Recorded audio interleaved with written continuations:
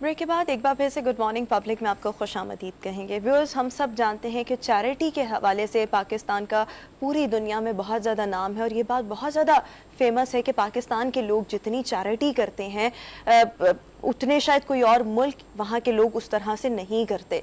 But anyways, इससे हटकर अगर हम देखें अपने मुल्क के अंदर देखें, हमारे मुल्क के जो लोग हैं वो ना सिर्फ पाकिस्तान बल्कि अगर किसी भी किस्म के डिज़ास्टर की सूरत हाल अफ़गानिस्तान में देखने में आती है, कहीं और देखने में आती है, सो बढ़ चढ़ कर ना सिर्फ अपने मुल्क के लिए बल्कि दूसरे ममालिक के लिए भी काम करते हैं, उनकी फलाह के लिए अपना जो रोल है वो प्ले करते हैं। मुल्क के अंदर अगर हम देखें तो हमारे यहाँ पर लोगों की खिदमत का जो जज्बा है वो बहुत से लोगों में भी है, इंडिविजुअल्स में भी है, इदारों में भी है, फाउंडेशंस बनी हुई हैं जो अपनी कैपेसिटी में रहते हुए लोगों की खिदमत के लिए, फलाह के लिए काम कर रही हैं, जो कि अल्टीमेटली हमारे मुल्क की फलाह है। अगर हम नुमाया नामों में देखें तो ऐसा ही एक नाम अल खिदमत फाउंडेशन का है और अल खिदमत फाउंडेशन के सेक्रेटरी जनरल आज हमारे साथ इस वक्त शो में मौजूद हैं, शाहिद इकबाल साहब। शाहिद साहब, thank you so much, welcome to our show. बहुत नुमाया नाम अल खिदमत फाउंडेशन का फलाही कामों में है। सो सबसे पहले यही जानना चाहूँगी कि आप लोगों का दायरा कार क्या है और किन किन एरियाज़ में काम किया जा रहा है। बहुत शुक्रिया, एक तो आपने वक्त दिया और हमें बुलाया। अल खिदमत फाउंडेशन पाकिस्तान बुनियादी तौर से 7 बड़े एरियाज़ में काम करती है, जिसमें डिज़ास्टर मैनेजमेंट है, हेल्थ है, एजुकेशन है, ऑर्फन केयर है, क्लीन वाटर है और इसके साथ माइक्रो फाइनेंस का एक प्रोजेक्ट भी चला रही है। तो ये 7 बड़े एरियाज़ हैं जिसमें हम मुल्क भर में काम कर रहे हैं और कोशिश कर रहे हैं कि इस मुल्क का वो तबका जिसको सहूलियात मुयस्सर नहीं है और उनको वो सहूलियात जो हैं वो मुहैया की जा सकें। ठीक है जी हरमीत। अच्छा सर, अगर हम देखें तो ज़्यादातर हमने देखा है कि जब भी कोई डिज़ास्टर होता है या कोई इस तरह के नागहानी वाक़यात होते हैं या कोरोना जो हमने देखा, उसमें मुझे भी याद है कि बहुत ज़्यादा अल खिदमत के वर्कर बड़े एक्टिव थे, अल खिदमत फाउंडेशन बड़ी एक्टिव थी। तो ऐसी सूरत हाल जब नागहानी आफत आती है तो ऐसे में कैसे अल खिदमत जो है काम करती है, किस तरह उसका तरीक़ाकार क्या होता है?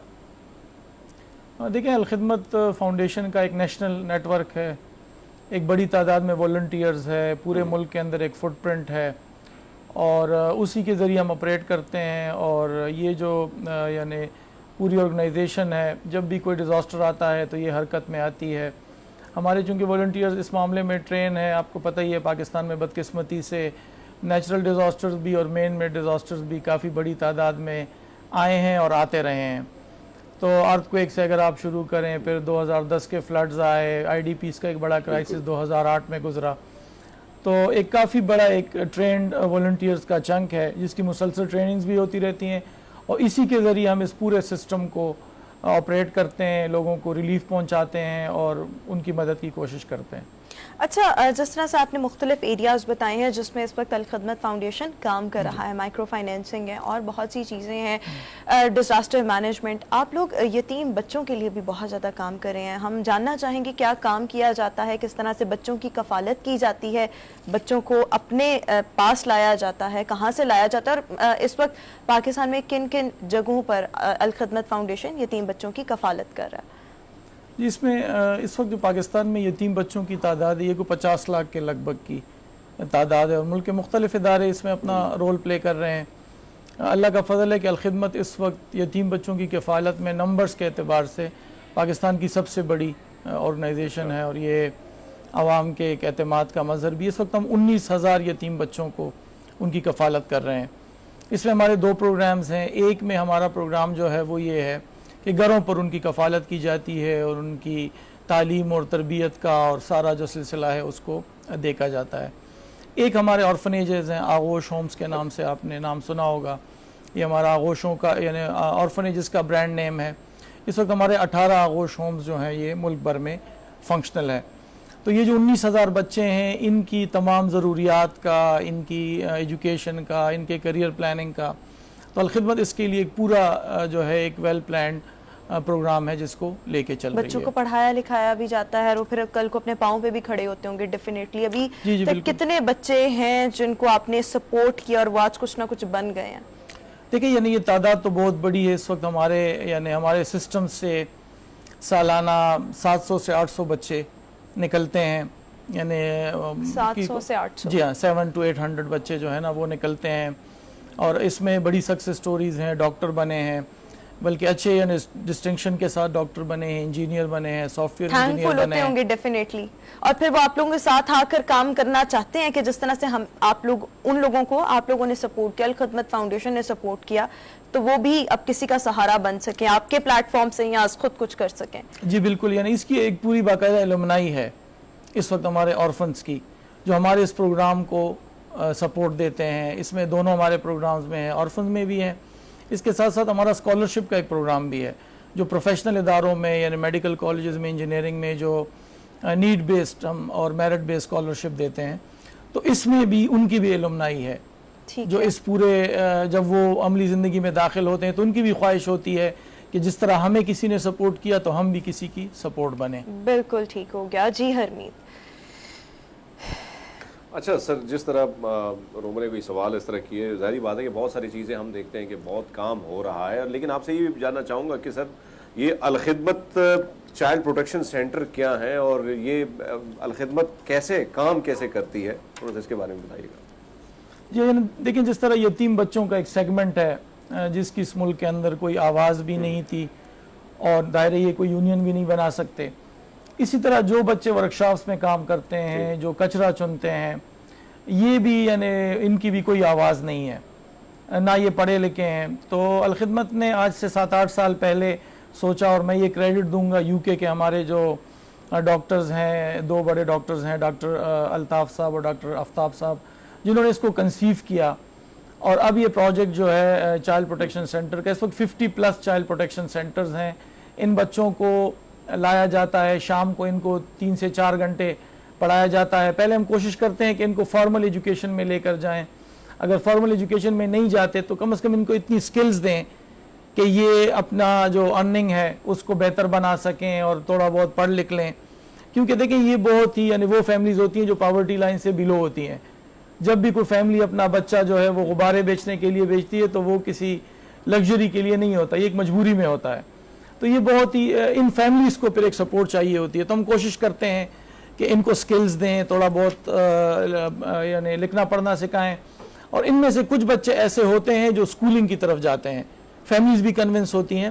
اس میں ابھی حال ہی میں ایک بہت بڑی سکسیس سٹوری ہماری نکلی ہے، انشاءاللہ آپ سے شیئر بھی کریں گے۔ ہمارے ایک بچے نے جو چائلڈ پروٹیکشن سینٹر میں پڑھتا تھا، سافٹ ویئر انجینئر بنا ہے، اور اس نے ڈسٹنکشن کے ساتھ جو ہے نا یہ حاصل کی ہے۔ تو یہ اس طرح کے بچوں کے لیے ایک بڑا اعزاز ہوتا ہے۔ ٹھیک ہو گیا۔ اچھا، جس طرح سے بہت سے ایریاز میں آپ لوگ کام کر رہے ہیں، ہمارے اگر ہم اپنے ملک کے اندرونی مسائل دیکھیں وہ بھی بہت زیادہ ہیں۔ ایک بہت بڑا مسئلہ پانی کا ہے، تو اس کے لیے بھی جہاں تک میرے نالج میں تھا آپ لوگ کام کر رہے ہیں۔ کچھ چیزیں مجھے بھی معلوم ہے، لیکن جو لوگ ہمیں دیکھ رہے ہیں ان کو بھی بتائیے کہ مسائل کہاں کہاں پر ہیں اور الخدمت ان کے لیے کیا کیا کام کر رہا ہے، اس مسئلے کے لیے کیا کام کر رہا ہے۔ یہ دیکھیں، دنیا بھر میں اس وقت کلائمیٹ چینج آپ کو پتہ ہی ہے، گلوبل وارمنگ، کلائمیٹ چینج، یہ یعنی بڑے کی ورڈز آج کل آپ کو سنائی دیتے ہیں، لیکن آپ کو یہ حیرت ہوگی کہ اس وقت ہم دنیا میں یعنی فریش واٹر کا سب سے بڑا ریزروائر بھی رکھتے ہیں، لیکن سب سے زیادہ واٹر سکیرس ملک ہے اس وقت، اور اگلے یعنی 20 سے 25 سالوں میں یعنی یہ پریڈکٹ کیا جا رہا ہے کہ اگر ہم نے واٹر مینجمنٹ کو اچھا نہیں کیا تو شاید ہم جس طرح ہم ڈیزل اور پیٹرول کی لائنیں دیکھتے ہیں اس طرح سے شاید واٹر کی لائنیں بھی جو ہے وہ دیکھیں۔ اس وقت ہم ملک بھر میں جن علاقوں میں پانی نہیں ہے یعنی وہاں پانی زیر زمین نیچے ہے تو ان کے لیے مختلف قسم کے پروجیکٹس ہیں، یعنی اس میں واٹر ویلز ہیں، گریویٹی فلو سکیمز ہیں، اس میں ہینڈ پمپس ہیں، ابھی ہم نے سولر کا انٹروڈیوس کروایا ہے سمرسیبل سولر کے ساتھ۔ اچھا، جو اربن ایریاز ہیں ان کا پرابلم یہ ہے کہ وہاں پر پانی ہے لیکن وہ کنٹیمنیٹڈ ہیں، تو اس کے لیے پھر آپ کو فلٹریشن پلانٹس جو ہے لگانے پڑتے ہیں۔ اس وقت ہم اینولی 2000 کے قریب پروجیکٹس کر رہے ہیں، اور اس وقت جو ہمارے پروجیکٹس ہیں یہ تقریباً کوئی 13 سے 14 ہزار ہم الحمدللہ کر چکے ہیں۔ ڈیلی اس وقت ہمارا 3.1 ملین لوگ جو ہے نا یعنی 31 لاکھ لوگ پانی کے ان منصوبوں سے فائدہ اٹھا رہے ہیں۔ پانی کے مسائل پر ہی ہم بات کریں، آپ کو کیا لگتا ہے سب سے زیادہ مسائل پاکستان کے کس صوبے یا کس ایریا کس شہر میں ہیں؟ دیکھیں، یعنی یہ سب سے بڑا اگر آپ پاپولیشن کے اعتبار سے دیکھیں تو آپ کے اربن سینٹرز کا مسئلہ ہے۔ ٹھیک ہے، یعنی اس وقت لاہور جو ہے اگر آپ اس کے پانی کے، ہم تو ٹیسٹ وغیرہ کرتے رہتے ہیں پانی کے لیے، تبھی لیبارٹریز بھی بن گئی ہیں، تو بوٹل واٹر کیوں آیا ہے؟ وہ اسی لیے آیا کہ وہ اربن سینٹر کو اور اس کے پانی کی ضروریات کو کیٹر کرنے کے لیے آیا ہے۔ تو باقی تو دیکھیں نا، اگر آپ رورل سندھ میں جائیں، اگر آپ انٹیریئر پنجاب میں جائیں، اگر آپ بلوچستان میں جائیں، اگر آپ KPK کے ساؤتھ میں جائیں، تو ہر جگہ پانی کا ایک، کیونکہ دیکھیں پانی کا، میں ابھی ابو ظہبی یعنی دبئی میں پاکستان پویلین گیا تھا، تو اتفاق سے وہاں موقع ملا پانی کے حوالے سے کانفرنس تھی، یعنی پاکستان میں پانی کے ایشوز پر. تو میں نے وہاں بھی یہ بات رکھی کہ پاکستان کو میگا پروجیکٹس کی ضرورت ہے پانی میں، پانی کے پلاننگ میں. یہ چھوٹی موٹی چیزوں سے ہمارے جیسے ادارے اس میں کنٹریبیوٹ کر رہے ہیں، لیکن یہ حکومتی لیول پر، ایک اسٹریٹجک لیول پر بڑے منصوبوں کی، جیسے ہم نے کراچی میں سنا تھا K4 کا اور اس طرح سے، تو یہ بڑے منصوبوں کراچی سے اگر ہم اندرون سندھ کی طرف چلے جائیں، وہاں پر بھی بہت زیادہ مسائل ہیں، پانی بھی بہت بڑا مسئلہ ہے. وہاں کے لیے آپ کے کوئی اسپیشل جی بالکل. اس وقت ہم دیکھیں نا، ترپارکر آپ کو پتا ہے دنیا کے بڑے ڈیزرٹس میں سے ہیں. اس وقت ہمارا وہ ایک بڑا فوکس ایریا ہے اور وہاں ہم کام کر رہے ہیں. اور وہاں آپ کو پانی کے پتہ بھی ہے، وہاں میٹھا پانی کم بھی ہے. یعنی اگر آپ 4-5 پروجیکٹ کرتے ہیں تو اس میں سے 2 یا 3 میں سے آپ کو یہ چانس ہوتا ہے کہ وہاں آپ کو یعنی میٹھا پانی جو ہے وہ ملے، ورنہ زیادہ تر وہ کھارا پانی ہوتا ہے. ٹھیک ہو گیا. جی حرمین. اچھا سر، اگر ہم دیکھیں کسی ادارے کو چلانا ہو یا کسی نیٹ ورک کو پھیلانا ہو تو رضاکاروں کی بہت زیادہ ضرورت ہوتی ہے، اور میرے خیال میں اگر ہم الخدمت فاؤنڈیشن کی بات کریں تو وہاں یہاں پہ بے تحاشا جو ہے والنٹیئرز ہیں. یہ بتائیے گا کہ آتے کیسے آپ لوگ ان کو قائل کرتے ہیں پھر؟ ویسے تو خود ہی آتے ہیں اور روزانہ آتے ہیں، لیکن بہرحال اس کا ایک نظام جو ہے وہ ہم نے یعنی وضع کیا ہوا ہے. پاکستان میں 2-3 چیزیں بڑی پازیٹیو ہیں، ویسے تو بہت زیادہ ہیں، لیکن ہم اپنے سوشل سیکٹر کے تناظر میں بات کریں گے. ایک ہیومن ریسورس جو ہے وہ اویلیبل ہے سوشل سیکٹر کے لیے. لوگ والنٹیئر کرنا چاہتے ہیں، ان کو صرف آپ کو میکانزم بتانا ہوتا ہے، آپ کو ان کو کوارڈینیٹ کرنا ہوتا ہے. تو ایک تو یہ ہے کہ چونکہ ہمارا ایک ڈیپ ڈاؤن میکانزم ہے، ریجنل آفیسز ہیں، ڈسٹرکٹ آفیسز ہیں، پروجیکٹس ہیں، تو لوگ اس میں آتے ہیں اور ہر طرح کے والنٹیئرز آتے ہیں. یعنی جس کو آپ فٹ سولجر کہتے ہیں وہ بھی ہوتا ہے، اور جو پروفیشنلز ہوتے ہیں، ڈاکٹرز ہوتے ہیں، انجینئرز ہوتے ہیں، ان کی بھی ایک بڑی تعداد، اور اس طرح کے یعنی فائنینس کے لوگ اور باقی بھی تو یہ ہوتے ہیں. اور دوسرا پاکستان کا جو سب سے بڑا ایک اور پلس آپ لوگ انہوں نے ابھی بالکل جو اپنے انٹرو میں جس کا ذکر کیا، پاکستان میں وسائل بھی لوگ دینے کے لیے تیار ہوتے ہیں. اگر آپ اس کو یعنی ثابت کریں کہ آپ اس کو مینج کر سکتے ہیں تو پاکستان کے اندر سے وسائل کا ملنا بھی کوئی بہت بڑا، لوگ بھی آپ کی بڑھ چڑھ کر ہیلپ کرتے ہیں، بیکاز صرف ہر ایک کو یہی چاہیے کہ ہم اگر کسی کے لیے کوئی کام کر رہے ہیں، فلاح کے لیے، انسان کی کسی بھی انڈیویجول کی فلاح کے لیے کام کر رہے ہیں، سو ہمارا پیسہ جو ہے وہ صحیح جگہ پر لگے، کوئی اپنی جیب میں نہ ڈالے. یہ بہت بڑا کنسرن ہوتا ہے، جس کے بعد کانفیڈنس آپ، اور وہ کانفیڈنس آپ اپنے ایکٹ سے، اپنے کاموں سے گین کرتے ہیں. بٹ اینی ویز، جس طرح سے آپ نے اپنی گفتگو میں بھی کہا، الخدمت فاؤنڈیشن کے پاس بہت بڑا والنٹیئرز کا نیٹ ورک ہے. کس طرح سے والنٹیئرز آپ کے پاس آتے ہیں؟ کتنے والنٹیئرز اس وقت ہیں، اور پھر کہاں سے آتے ہیں، کیا کام کرتے ہیں، اور ان کا موٹیویشن لیول کیا ہوتا ہے جس کی بیس پر ظاہری بات آپ اپنا وقت نکال کے کام کر رہے ہیں؟ تو موٹیویشن تو پھر کہیں نہ کہیں سے ہوتی ہوگی. دیکھیں یعنی جس طرح ہم ایک اسلامی ملک میں ہے نا، یہاں تو سب سے بڑی موٹیویشن ثواب کی ہوتی ہے اور لوگوں کے خدمت کے جذبے کی ہوتی ہے کہ ہم کنٹریبیوٹ کریں یعنی معاشرے میں. اور یہ یعنی ہر ریلیجن میں ہے. تو پاکستان چونکہ ایک اس طرح کے ایک ملک ہے کہ جس میں لوگ یہ چاہتے ہیں کہ ہم اپنی کمیونٹیز کی ہیلپ کریں، ہم جو ہے کنٹریبیوٹ کریں، تو یہ ایک بڑی یعنی اس میں ثواب، یعنی اور واقعی میرے خیال میں ثواب کی نیت سے ہی تمام جو مسلمان ہیں وہ کچھ نہ کچھ ایسا کرتے ہیں. بس یہی بات کہ کانفیڈنس گین کرنے کی ضرورت ہے. تو ایک دفعہ اعتماد قائم ہو جائے تو پھر لوگ جو ہیں وہ بڑھ چڑھ کر خدمت کرنا چاہتے ہیں اور لوگ کرتے بھی ہیں. بہت شکریہ شاہد اقبال صاحب میں موجود ہیں. ابھی ہم شو میں ایک بریک شامل کریں گے، حاضر ہوں گے ایک بریک کے بعد.